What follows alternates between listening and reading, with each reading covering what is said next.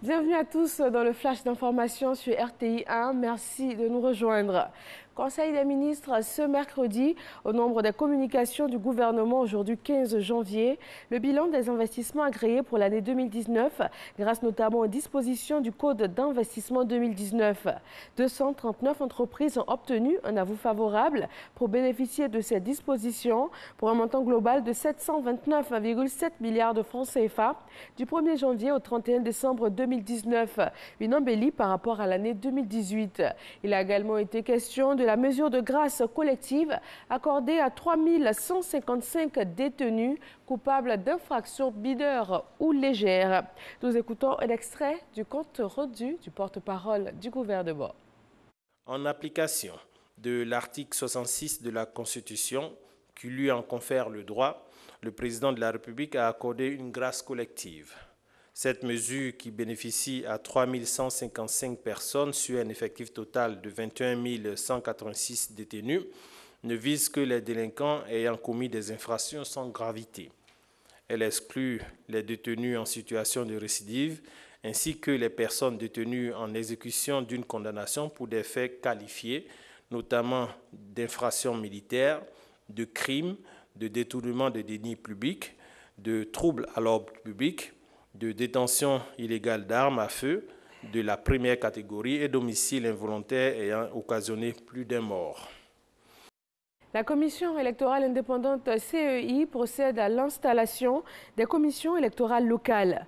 Elles sont 549, toutes rattachées à un commissaire central appelé superviseur.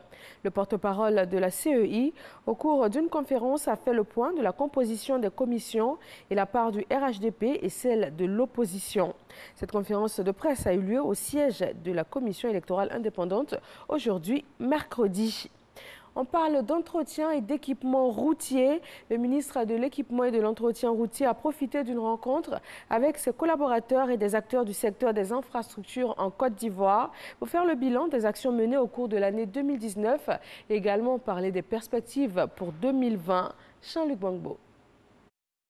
Doter la Côte d'Ivoire d'un réseau routier performant, assurant une meilleure accessibilité de toutes les localités du pays, ainsi que la connexion aux pays voisins. Un défi que le ministère de l'Équipement et de l'Entretien routier s'est attelé à relever au cours de l'année 2019. L'achèvement de 12 projets majeurs de bitumage et 3 projets de renforcement routier. La mise en service de 2 nouveaux postes de péage. La mobilisation par le fer de plus de 300 milliards de francs CFA et le paiement de plus de 289 milliards aux entreprises de l'entretien routier. Au niveau de l'AGEROUTE, la passation des marchés a permis de mettre à la disposition des entreprises nationales et internationales plus de 51 marchés pour près de 793 milliards. Pour 2020, les chantiers sont encore plus importants. Plus de 326 milliards de francs CFA seront investis pour le bitumage de 1480 km de routes neuves.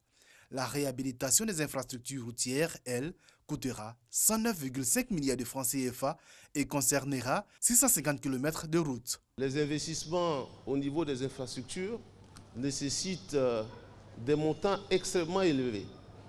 Et aucun investisseur ne peut venir dans un pays où il y a du bruit. C'est pour ça que nous souhaitons, quelles que soient nos convictions politiques, nous devons tous travailler ensemble. Nous devons tout faire pour préserver la paix sociale.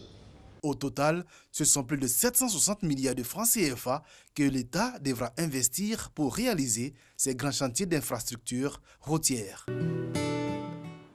Dans l'actualité américaine, le démocrate Adam Schiff a été nommé procureur en chef pour le procès en destitution du président Donald Trump.